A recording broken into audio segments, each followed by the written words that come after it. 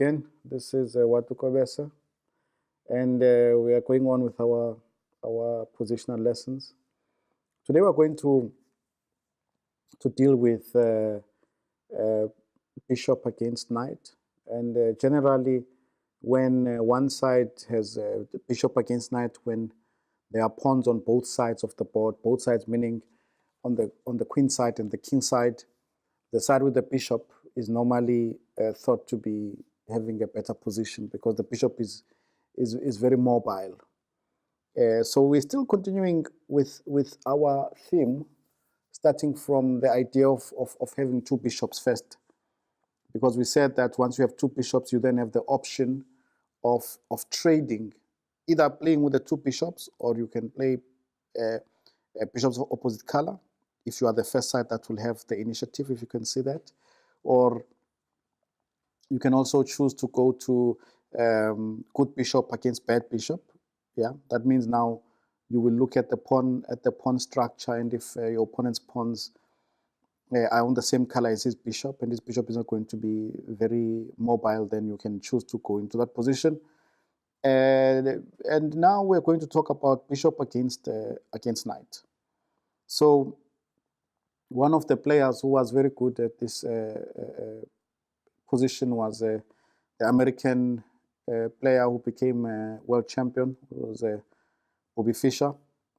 And yeah, in this game he plays against Taimanov. It's one of the of a very, one of the most well-known games amongst his most well-known games by Fischer is the match he played in the candidates match against Mark Taimanov. That's the match that he won 6-0, which was quite amazing because Taimanov was a world-class player. And yeah, this was game number 4. Yeah, this was played in Canada. Okay, let's go into the game.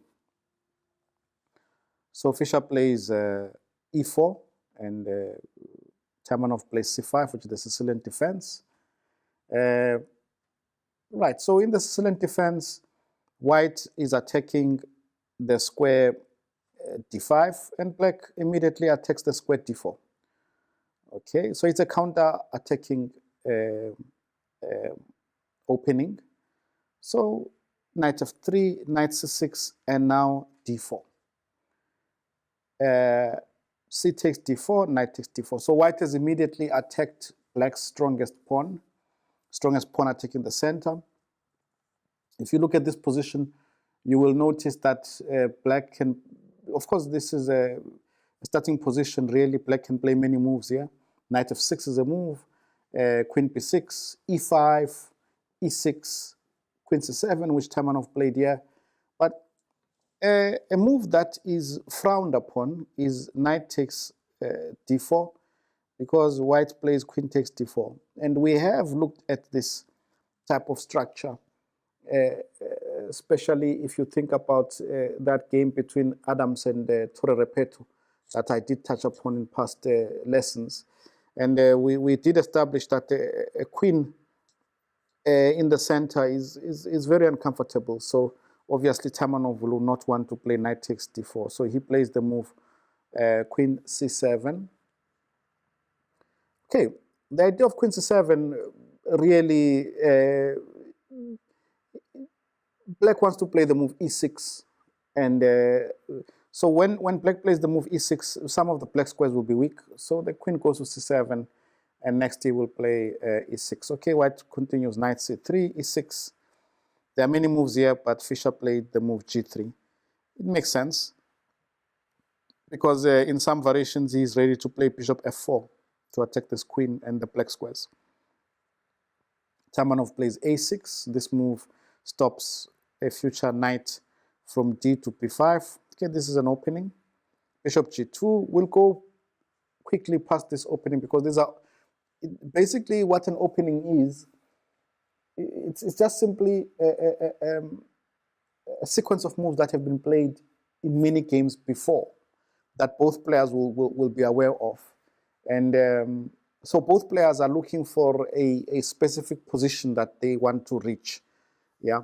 And in many cases, it depends on many things. One could be who the opponent is playing. You know, if they feel that this a specific position will be uncomfortable for the opponent, they may choose a specific variation, or if they are playing for a specific idea, like if they are playing for a win or if they are playing for a draw, or so on. So that will actually determine their opening choices. But as I always say, you know, an opening is a weapon.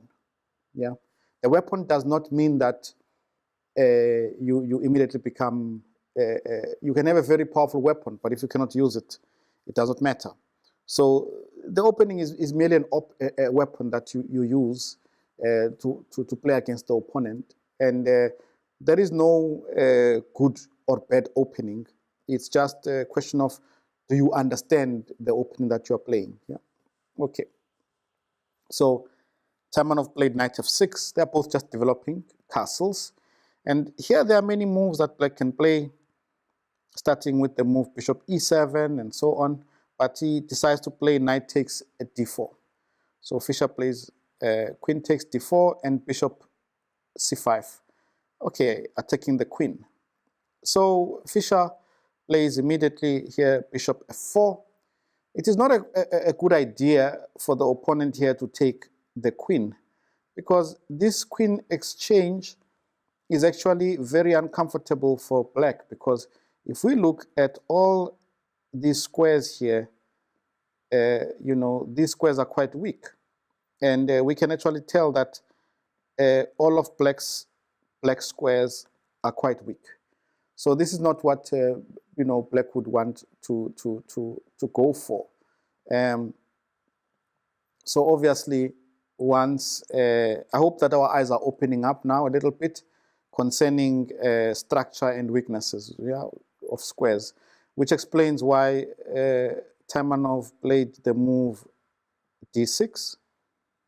So Fischer plays the move queen d2. Now, what Fischer is planning to do is to play rook d1 to attack d6. So Taimanov wants to play e5 when he's ready. But now the problem with e5 is that it weakens the square d5, and white will play bishop g5, which explains, to eliminate the knight that is defending d5.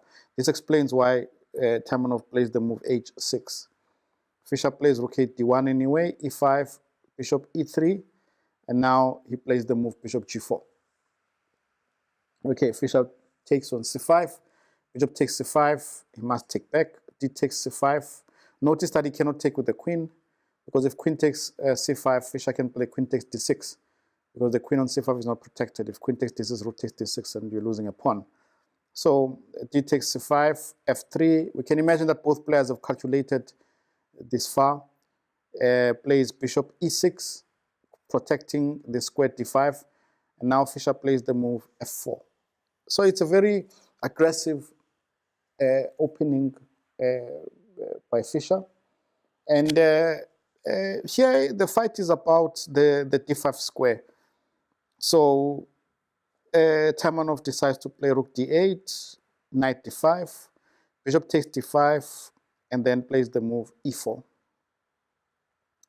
Okay, this is getting interesting, but the important thing is that the king is stuck in the center. This will play a role. So Fischer plays rook e1, rook takes d5, rook takes e4 check, plays king d8. This looks a little bit strange, but it actually it's playable. It's surviving, except that, you know, the position that he will reach is actually proven by Fischer not to be so easy to play. So Fischer plays here queen e2, rook takes d1, queen takes d1, queen d7, queen takes d7, king takes d7. So this is the starting position that we are interested in. Okay, so both Fischer plays for this end game, and we have to try and sort of pick his brain, so to speak, and say, well, when he plays for this, what, you know, why was he confident that he could press in this position? Well, the first thing is that he's got bishop against the knight, and both sides, as I explained before, There are pawns on both sides of the board. So both pawns on queen side and king side. Now, what we learn from Fischer's games when he's treating these end games is that the first thing you are trying to do is to find a target for your bishop. And mainly, you are looking for a pawn on the same square as the bishop that you can attack, and that will force the opponent, to defend awkwardly. So here, in this position, such a pawn is the one on f7. Okay? For a simple reason that the king cannot defend because the king is cut off by the rook, and the knight is in front of this pawn. So he plays the move rook e5, attacking c5. This forces Taimanov to play b6 because the pawn on b7 is also attacked by the bishop on g2. So now he plays b6. So now the first idea that Fischer has again is to put pressure on the pawn on f7. So he plays bishop to f1, attacks the pawn on a6, and after a5 he plays bishop c4. Now f7 is attacked. It's not easy to defend this pawn, so you have to play rook f8 to defend the pawn. If you try to be stubborn and you play something like, let's say, knight g4, yeah, then, maybe he can just move away, like rook e2. So you can't play rook e8 because of bishop b5 check. And if you move your pawn f to f6 or f5, you are going to lose material because there is bishop e6 check and takes the pawn. If your pawn was on f6, you would take the knight. So you really cannot do much. So after bishop c4, rook f8 is forced, which is what Taimanov plays. So now, in such situations, it's also very important to look at the opponent's your pieces and the opponent's pieces. What do I mean by this? When you're in situations where you are attacking a specific piece and the opponent is defending, many times many players, they just ignore this as if it has no meaning. It has a lot of meaning. For an example here, the bishop is worth 3 points. It's attacking a pawn, and the rook is worth 5 points defending the pawn. What does that mean? It means that a big piece worth 5 points is defending a piece worth 1 point. So it means that if you think about it, Fischer's rook is fighting against the knight. So this could prove to be a problem for black. So, okay, the first thing that Fischer does now is to activate his king. In the end game, the king becomes an extra piece. And actually, when I was part of the national team, the South African national team that was going to go to play the Olympiad in Norway, one of the guys from who became our trainer for a few weeks was a gentleman by the name of Lysenko, who was a Russian trainer he was an international master, and he said a very interesting observation where he said that he feels that in the end game the king is worth 4 points. So now the rules of the end game are such that you must always activate pieces according to their strength. Strength meaning points. So if you have queens in an endgame, the first thing you're going to do is to activate the queen. How do you activate the queen? You go as close to the center as possible. Either you centralize the queen. So you move your queen to e4 or e5 or d4 or d5. If you can't reach these squares, you'll move to the next squares. Yeah? So you'll move to anywhere on the 3rd rank or on the 4th rank or 6th rank or on the C file. Like that, and then after you've activated the queen, let's say the queen are not on the board. In an end game, what you're thinking about is which piece do I activate? Of course, in the end game, before we even talk about pieces, the most important thing is that you want to create a pass pawn. Yeah, this is how you're going to win the end game. For example, if you say, well, in the middle game, how am I going to win? You are trying actually to attack the opponent's king. It's just that the positional principles, they allow you to move your pieces easier than your opponent. That's why now we focus on weak pawns. Because imagine if you attack the opponent's king just like that, your opponent also has the right to exist, as one of the chess masters mentioned in a book. I think it was Tarrasch or something, Siegbert Tarrasch. He said your opponent also has the right to exist. If you attack your opponent with all your might, with all your pieces, they also have equal pieces. They will also defend. So what you try to do is that you try to force them to defend somewhere. That's why you create a weakness, a weak pawn, a weak square. And now, as you are pointing on that weak square and you're forcing them to defend, now you slowly shift your pieces towards the king. They still have to defend that weak square, but they also have to defend their king, you see? So now you are able to attack easier. But now, in an end game, it's no longer about attacking the king, okay, because you don't have big pieces. It's now about the creation of a passed pawn. If you can create a passed pawn, and even better, a protected passed pawn. A protected passed pawn means so what is a passed pawn? A passed pawn is a pawn that can be opposed by another pawn. Imagine if you have a pawn on the E file and your opponent doesn't have a pawn on the F or the D file. That's a passed pawn because it's just going to move without it being opposed. So you want to create a passed pawn, and a protected passed pawn is one that is protected by another pawn, even better. Okay, so the first thing in the end game we are thinking is, how am I going to create a passed pawn? But normally this is not so easy. First, you have to improve the position of your pieces. That's where now the end game principles come in. First, you start with the biggest piece, the queen. How I must activate the queen. Then you come to the next biggest piece, which is the rook, because it's worth 5 points. So now activation of rooks. Yeah. After the rook comes the king, because the king is worth 4 points. Yeah. So it's queen, rook, king. And then after the king, you're only then worried about the pieces that are worth 3 points, which is the bishop and the knight. But normally these pieces are very mobile and they can move very quickly. All right. So in this position, Fischer, he wants to activate his king. So he plays king g2. The opponent plays king d6. And now he advances king f3. The opponent plays knight d7, rook e3, knight b8. So, Taimanov is trying to find an outpost for his knight so that he is able to fight. So Fischer sees, well, where can the outpost be? The outpost can be on d4. So the knight can go to c6 and then can go to d4. So, okay, first he plays rook d3 check.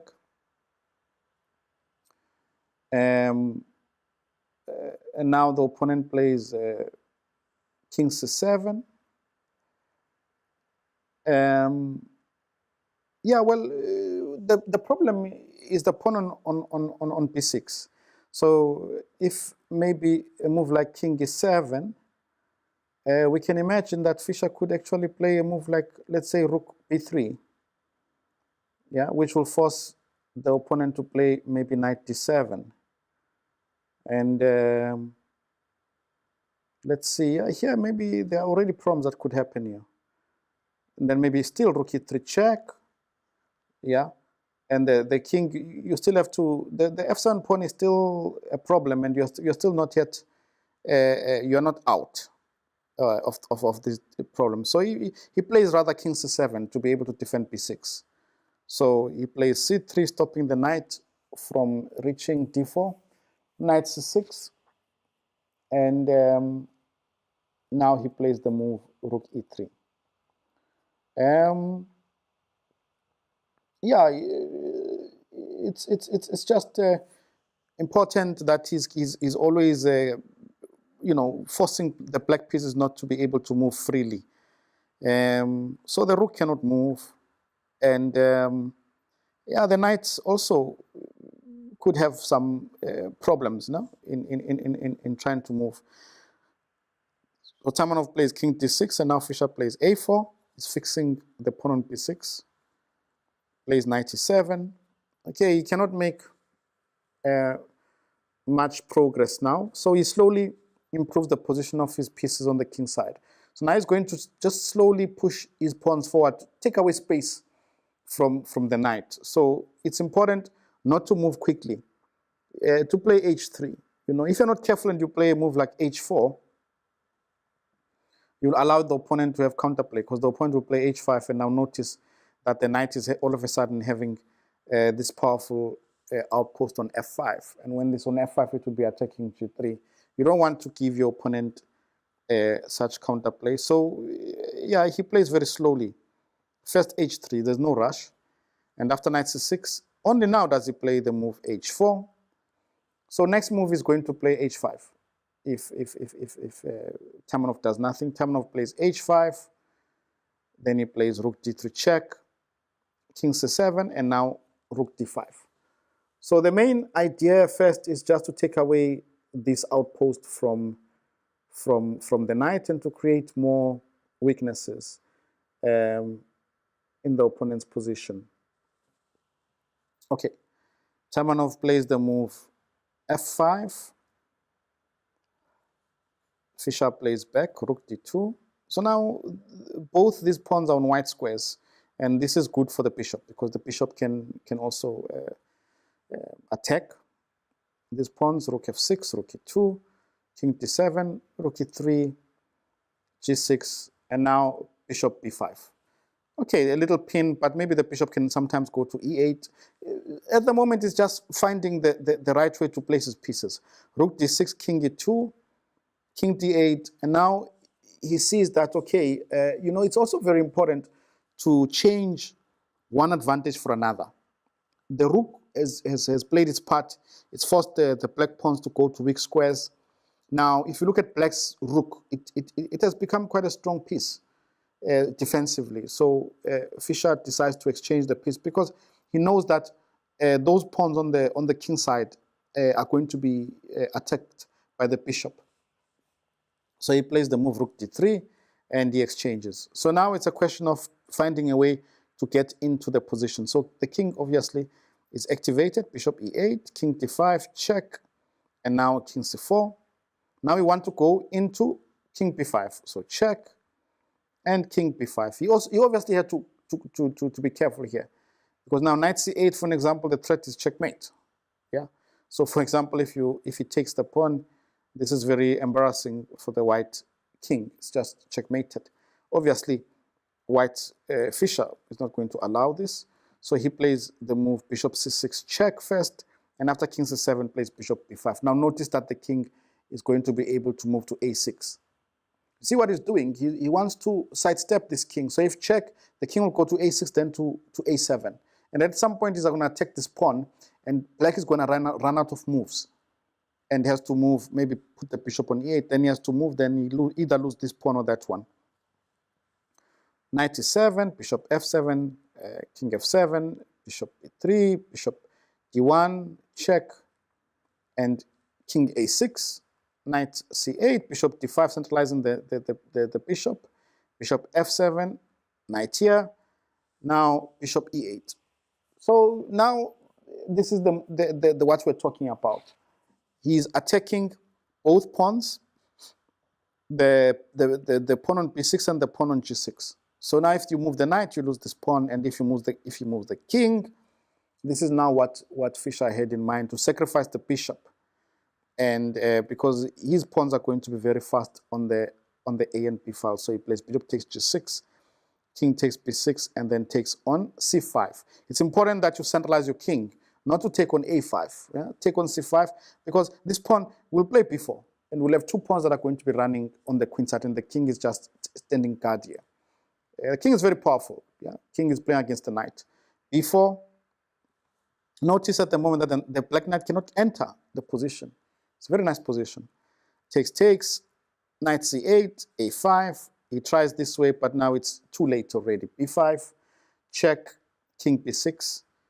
The problem now is that king b7 is coming, and the pawn is pushed. It's going to get pushed. King c8, king b6, king c6. Sorry, king b8, and now he plays b6, and it's finished. I mean, we can calculate if he had taken, just push the pawn. If the knight tries to make a comeback, check, king must go there, king c7. Okay, wait a second. Let's be careful, because if I play king c7, maybe the knight can play to c5. Maybe b7 is better. b7 to play here and mate. So maybe knight here to defend, and then I can maybe just go to the other pawns as well. Yeah, just there, and then king here and take this one, and then the king will not alone be able to take this pawn because the one will queen, and somehow it should be fast. But anyway, Taimanov resigned. So this was a very nice game where we saw a fight of bishop against knight, and it's a very nice illustration of why the bishop is better than the knight, because the bishop, is very mobile, and once you find a target, you let your opponent defend this target, and they become slightly passive, and then you can improve the rest of your pieces. We are going to continue with our concept of bishop against knight, but this time we're going to look at how to play against the bishop, because good knight versus a bad bishop. So one of the world champions who was actually very fond of knights was Tigran Petrosian. Yeah, just something crossed my mind. Recently, it has also been shown in many interviews that actually Vishwanathan Anand also, recently has become very fond of the knight when he's defending some positions where he exchanges many times his bishop and has knights that can hold the position or even get a better position. But anyway, we're going to see the idea of how to play against a bishop against a knight. Obviously, you have to be careful, and you have to look at reaching a situation where the bishop is worse than the knights. Okay, let's go into this game. This game was played in 1954. It was played against Wade, English international master, versus Tigran Petrosian. This was played in Belgrade in 1954. Okay, c4, g6, knight c3, bishop g7, d4, d6, e4, knight f6. This is the so-called King's Indian defense. It's a very hyper-modern opening because, as you notice, black has got no pawns on the fifth rank, and lets white take the center. But it's a very much a counter-attacking opening, because black's argument is that as white is occupying the center, white is having some weaknesses, yeah, that are being created. Because remember that every time you push pawns, especially if they are close to each other, in many cases, when you push two pawns, that square, yeah, in between the two pawns becomes weak. So, for an example, here in this position, we can see that by definition, remember, a weak pawn is a pawn that can be protected by another pawn. A weak square is a square that cannot be protected by a pawn. So d4 is a weak pawn, and it's also very important to realize that it took me a long time to understand this, but a weak pawn is normally on a weak square, because a weak pawn cannot be protected by pawns. So it immediately means that the square itself is weak. So that is why sometimes when you are playing, you sometimes will allow a weak pawn to move forward, as long as you are able to use the square that it was on, you see? So it's not just about trying to attack the weak pawn and win it. Sometimes it's important to understand that when a weak pawn is there, it's on a weak square, yeah, by definition. So even if the pawn moves forward or is exchanged, you can still zoom in and attack the square. Okay, so let's move on in this position. So this is the so-called 4 pawns attack. Yeah, now e4 is also quite weak, but okay, white has space, castles, knight f3, and now black plays c5. It's exactly what we're talking about, see? Petrosian plays c5. The idea is to attack the weak pawn and square on d4. So if d takes c5, the variation or theory is queen a5. Now we see that the idea is to take on e4 because there's a pin here and the bishop is also attacking c3 via x-ray. And yeah, normally black will play a move like either bishop d2 or bishop d3, and white will take on c5 with the queen, something like this. But okay, d5 is the main move, and then so now after d5 we see that the pawn on c5 controls d4. So as I mentioned, he's going to look at this weak square on d4 and hope to be able to use it at some point.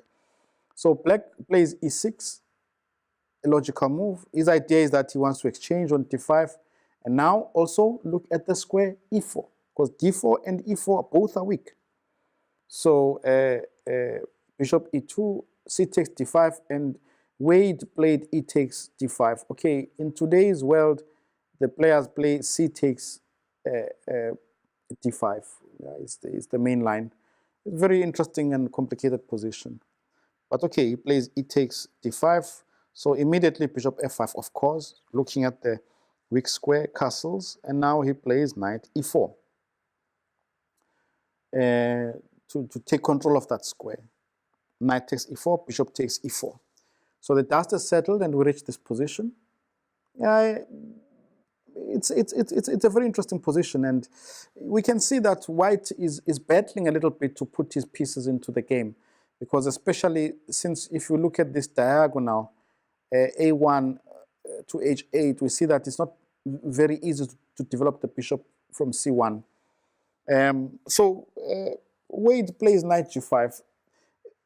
This is a very dynamic move. So for an example, his idea is that if, let us say, Petrosian doesn't pay attention and plays the move bishop f5. Now, there's another rule that is there. I haven't yet made a video, but we will touch upon it at some point. And it says that once your opponent attacks you on the flank, pushes pawns on the flank, pawn storm, generally the way to defend against this is to counter in the center. You want to just hit the center. But sometimes if the center is locked, then sometimes it does give us latitude to actually play on the flank. So here in this position is such a case, because now Wade could play now the move g4. Yeah, position is becoming very interesting. And if Petrosian moves back, don't know, bishop c8 or bishop d7, let's say bishop c8 for as an argument, then f5.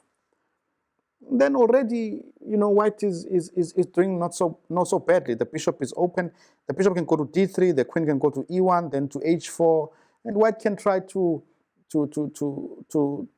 launch an attack. Okay, of course, black is still in the game, but black would not want to give him all this activity, which explains why Petrosian plays the move rook e8. But obviously, a player as strong as Petrosian would not. So notice what he's doing. He's allowing his opponent to have the two bishops. So the question now is why? Well, and the answer is that you see Petrosian is looking beyond these two bishops. Because, the pawns in the center, for example, if you look at white's pawns on c4, and d5, it means that this bishop could be bad. But also, in some cases, the bishop on c1 could also find itself in a bad situation because of the pawn on f4. So somehow, he has the idea of playing against one of the bishops. That's why he allows knight takes e4, rook takes e4. Okay, bishop d3. The rook goes back to e8. Okay, now notice that a move like f5 is now dangerous because, the pieces are there. I mean, a move like, let's say, first bishop check, maybe, and something like queen h4. Such moves are possible. Yeah, bishop e5 is there, knight d7, knight e5, and we see that it is white who could get attacked in this position. It could be dangerous for white. So Wade plays rook b1 to be able to develop the bishop. So either he can move the bishop out or he can play b3, bishop b2. Petrosian plays knight d7, and now Wade plays a3. The idea of a3 is to move the pawn to b4 so that he makes space for his rook and maybe put pressure on the queen side, and at the same time he can play bishop b2. Right, and now Petrosian plays a very good maneuver here. He plays bishop d4 check, king h1, bishop e3. So the idea is to exchange the c1 bishop and to keep this white bishop at peace because of the static pawns on c4 and d5. It's a very nice judgment, positional judgment of the position. Yeah, he plays rook e1, he trades queen e3, rook e8, and king f8. So more than anything now, the main thing now we see now it's bishop. It's a good knight versus a bad bishop. So the main thing is to try and find an outpost for the knight. Yeah, because we said that as long as you can find an outpost for the knight, then your position is not so bad. So the question is, where is this knight supposed to go? And these are so. But first and foremost, he has control of the e-file. So this is not so bad. Rook c2 to fight against the control, rook e7. That's why he played king f8 in time, you see, Petrosian. So he sees that, remember that it's very important to ask yourself a prophylactic question. Yeah? That means you ask yourself, well, if I do nothing, what will my opponent do? This is a very important question. Because you start to see that, well, my opponent will play this and then that and defends this way. And once you see the opponent's strongest defense, then you are able to work around it and say, well, what can I do at this moment? So that's why he plays first king f8, and after rook c2, he plays rook e7. The rook is protected. So after rook e2, he can send. Remember we talked about in the end game, first you activate the queen. Here's an example. The queen sits on d4. And it's such a powerful piece when that queen is on d4. It's just centralized, and black is better. So queen e1, okay, we take, and then knight b6 just to put pressure on c4, b3, knight d7, a4. Right, more pawns on white squares. Knight f6, bishop back, queen c3, bishop d1, h5. So now what is it doing is trying to find an outpost. So when he plays this h5, he's trying, maybe the knight can go to f5, h5, maybe we can play h4 and create weaknesses on the king side. Queen c2, not yet ready to exchange queens because we want to make more weaknesses in the opponent. Queen d4. Remember, this is the principle you'll always follow. If you have either you're playing rook and knight against rook and bishop or whatever, you first, as long as you have the upper hand, you have more space, you have more options to move your pieces, you'll first move around and try to create even more weaknesses in the opponent's position before you exchange a strong piece. Because if you have more space and you are better, it means you are able to move and maneuver easier than the opponent. So this is what Petrosian is doing. So now king e7, queen there, king e8, queen c2, king d7, queen c1, knight g8. The knight first of all now goes to the square f5. So knight g8, the idea maybe is to play knight e7 and knight f6. Sorry, not knight f6, knight e7, knight f5. No? So Wade plays h3. This is what Petrosian has been waiting for. He's been sort of moving around, backwards and forwards, trying to find a way to let the opponent make some kind of a weakness.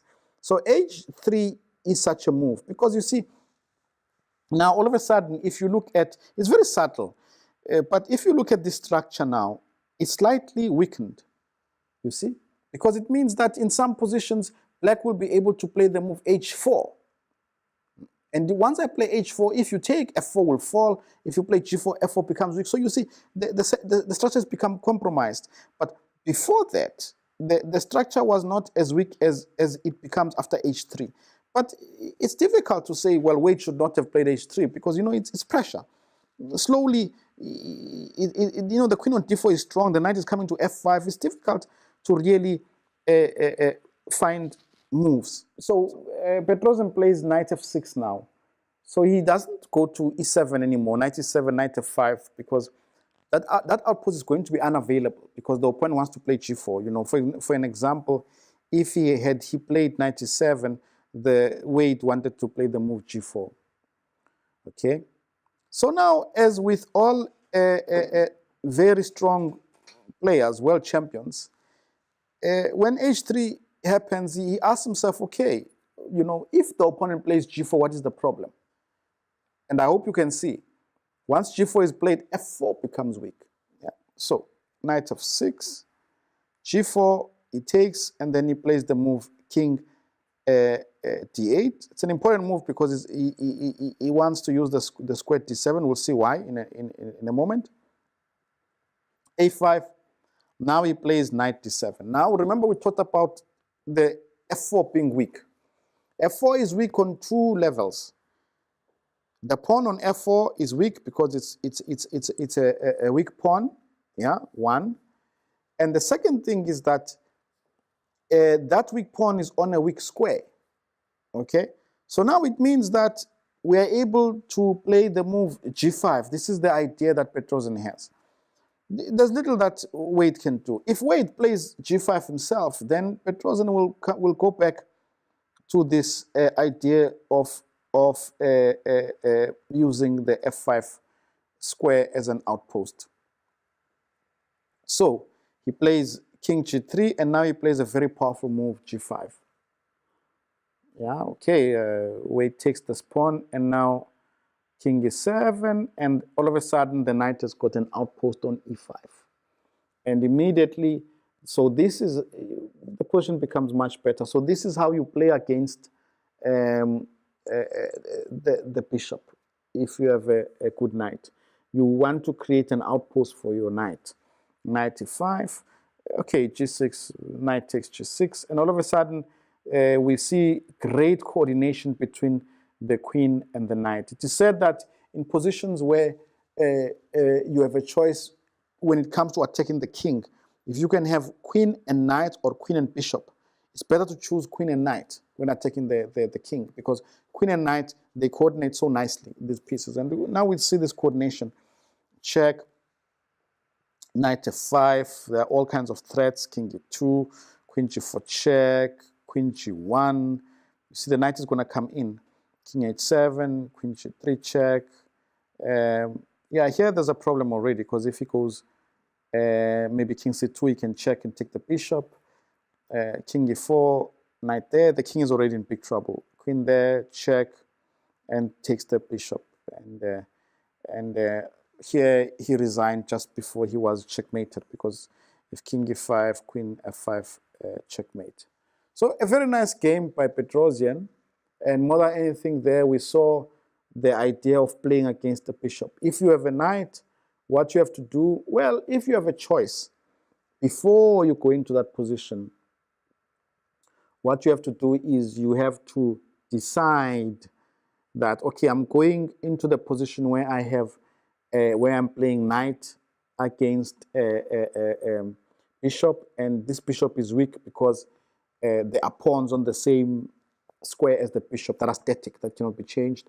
And I see an idea of how I can create an outpost for my knight. Yeah, then you have a very good chance of putting pressure on the opponent and winning the game.